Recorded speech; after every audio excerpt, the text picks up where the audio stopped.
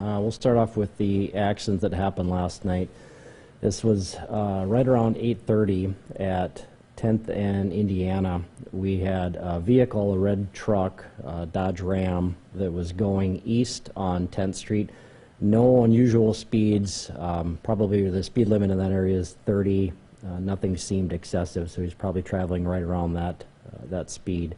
We had two pedestrians that left a private drive and then were basically crossing the street going to the north. Where they were at was not in a crosswalk area. If they would have continued, they basically would have been in the middle of Indiana Avenue. So they stepped off, started walking through the road, and the driver wasn't unable to get stopped in time and ended up hitting both of them. One of them had some, initially didn't have any injuries, but then later wanted to get checked out, so he was taken to the hospital.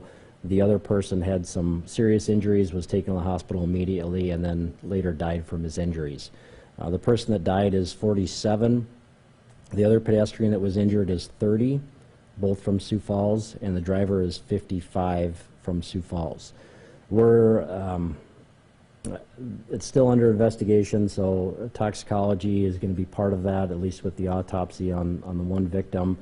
The driver didn't seem to be any impairment from drugs or alcohol. At that time of the night, it was just raining out, so there was no snow that had started. I don't know if there's anything else. You guys have any questions on that? Can you repeat the ages one more time? Right, the person that died is 47. The other pedestrian is 30. And the driver of the vehicle is 55. And all men? Yeah, all men, all from Sioux Falls. Any charges pending against the driver? I believe he had a no insurance ticket. Outside of that, we'll have to wait for the investigation to get completed, but it doesn't seem like there's probably likely going to be any charges for the driver. The one pedestrian that was injured received a citation for jaywalking. Outside of that, we'll just have to wait for the investigation to get completed. It was raining pretty heavy when I was there last night. Did the driver say that had anything to do with him seeing what was in the road? I don't know. The reports are still coming in, so I didn't see any reports on the interview with the driver of that. On the outset, I guess where we're at now, looking at it, it doesn't seem like that was a factor, but we'll have to wait for the investigation to get completed.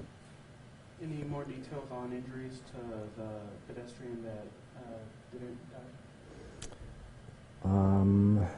Like the type of injuries he had? So you said initially he didn't go to the hospital, but later went to get checked out?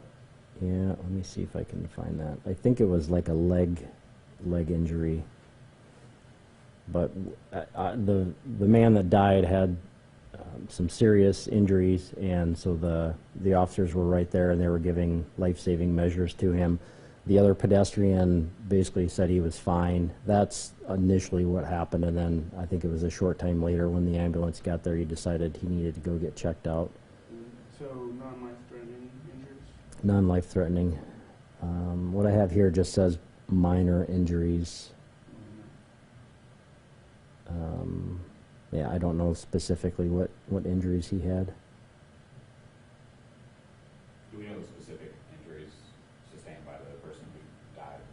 I don't know the injuries from the person who died. Was he a Sioux Falls resident or a resident of the? Yeah, I mean, Sioux Falls resident, both the pedestrians are transients. I know for people that like drive in that area a lot, there's usually a lot of people like congregated in that area. What sort of safety tips do you have for drivers or even pedestrians when they're in that area? Well, you know, a situation like this, it probably falls more on the pedestrians. It's a little difficult. I know there's a lot of people in that area, but, you know, slow down, just really be observant that if you're driving in that area.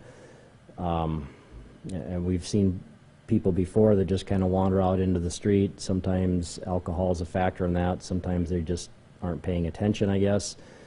So the drivers need to pay attention. Pedestrians, ideally, we'd like them to cross at crosswalks.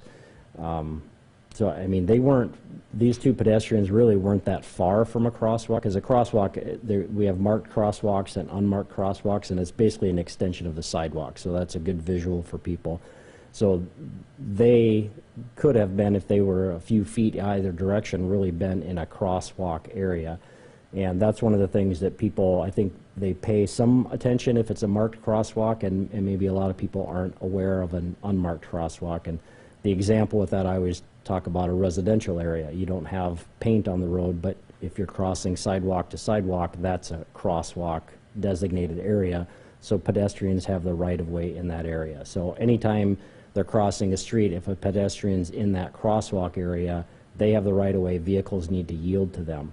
Now, that doesn't always happen, but certainly if people are stepping off the curb into traffic, drivers need to pay attention and be aware of that, and hopefully we don't have situations like this in the future.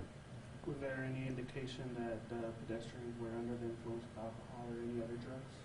The pedestrian that received the citation had been drinking alcohol. We'll have to wait for the toxicology to come back on the pedestrian that died. Is it just like sometimes harder to see those pedestrians at night, especially if they're wearing darker clothing? It certainly can be. You know, last night, obviously it was dark out and it's raining, that, you know, just leads to not having as good a visibility as you can. You know, pedestrians, if you have some reflective items or light colored clothing, that will certainly help, but it's not a save-all. You know, I think pedestrians can be in the right but still be hurt or injured, and so I think they need to take some precaution when they're crossing a street, and if they see cars coming, whether they're traveling at a high speed or not, you know, do what you can to make eye contact. And if that car or vehicle is going to stop, then obviously you know it's going to be safe to cross the road. But you know, just because you're in the right doesn't mean that you won't be hurt or killed, and that's something we don't want to see. And so it's just a couple of little things. I mean, drivers, if they're paying attention and being more aware of their surroundings and realizing that some pedestrians aren't always following the rules of the road will help, but pedestrians to make sure that traffic is slowing for you or stopping for you before you step off the curb and into the street.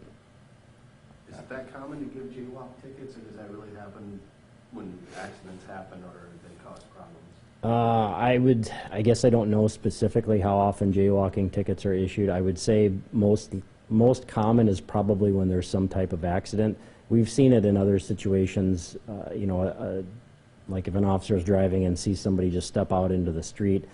The jaywalking thing, there has to be like impeding traffic. So if there's no traffic, then you can cross anywhere in the street. But if you're crossing and traffic has to slow or avoid you, then you would be considered jaywalking if you're outside of that crosswalk area. What's the fine on that? I don't know off the top of my head. But it is a fine. It is a Not fine, yeah. warning. It's a cite. Oh, I mean, the officers have the discretion. They could give a warning or they could give a citation for that. In this case, he was given a citation. Now, I understand you mentioned jaywalking is kind of when you're impeding traffic. I know that area specifically in Trenton, Indiana, you have a lot of people just crossing the street, not on crosswalks. Do the officers in that area typically enforce no jaywalking? That I don't know. You know, the jaywalking, it's typically if the officers see that violation, they have a lot of discretion, and there's maybe times when they'll just talk to people and educate them. There may be other times, depending on what happened, they may issue a citation for that. So I don't know if there's any extra attention given to that area for jaywalking. Most of the time it's not a problem, but obviously there are times when it can be a problem, and this is one of those when it resulted in a death. That area is notorious for people crosswalking, or walking across the street, jaywalking. I drove in that way today. There's no crosswalk markings on that section of the road at all, until you get downtown where you see the crosswalk markings. Is there maybe plans in place to put some crosswalk markings in, and maybe some flashing lights in there? The markings, that's determined by the street department, so I wouldn't have any idea if they have plans in place for that or not. I mean, it's, you know, you look at it broadly, with all the intersections we have in Sioux Falls, it's just not practical to paint crosswalks at every single intersection. And so it really becomes an education piece, both for the drivers to make sure that they're aware of that and the pedestrians to make sure they're aware of it. Would you advise that maybe drivers take it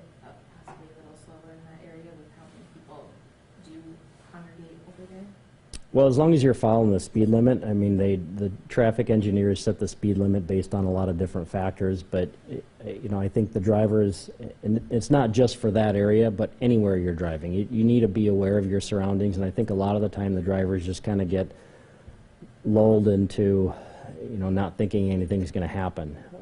You know, you need to be a defensive driver, you need to anticipate cars that may pull out, you may need to anticipate pedestrians that may wander into the street. So paying attention to the roadway is paramount. That's gonna make it safer for everybody. And I think a lot of the time, drivers just don't pay attention. They just kind of get into their routine about driving and expect things are going to be the way that they've been. So trying to anticipate those problems, it may mean reducing your speed, but just being aware of pedestrians and keep an eye on them if you're driving along and realizing that there's a chance they could step out into the street, even though it's not expected that they would. Is there any damage reported to the driver's vehicle? The driver's vehicle, they listed it as $1,000 damage. I don't know what the extent of that damage is, though. You said no charges were filed against the driver, so he was allowed to leave. Right, the driver was allowed to leave. He did receive a no insurance. I think I just wanted to double check on that one.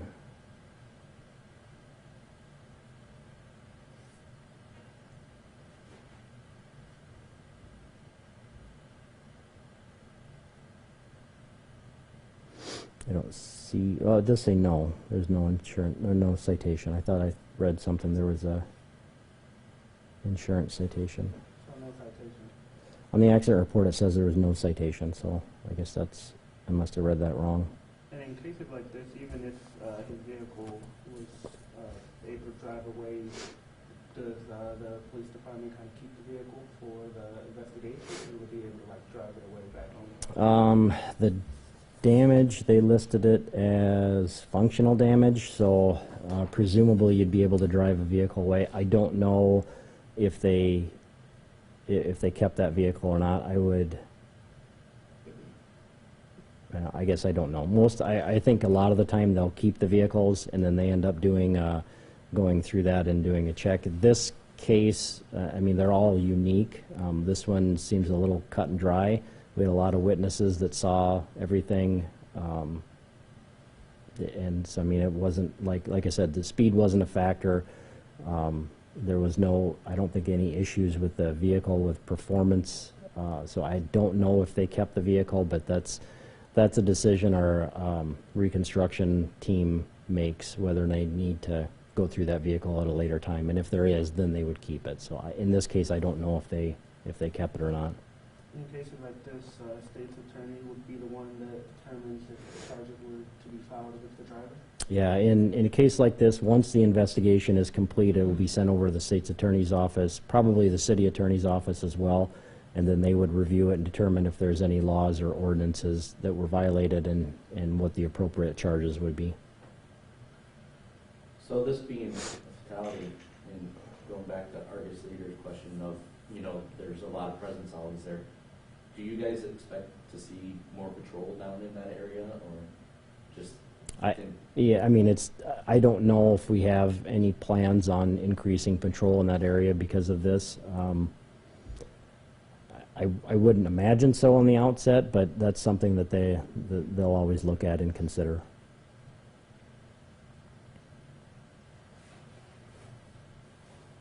Anything else on that? Okay.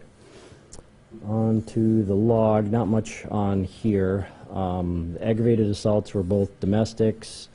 The burglary, we had business had a window broken, some merchandise taken, and then we had a couple of garages that were entered. Counterfeiting was a fake 20 at a casino. They recognized it, so they didn't accept it, so there's no loss with that, but no arrests on that.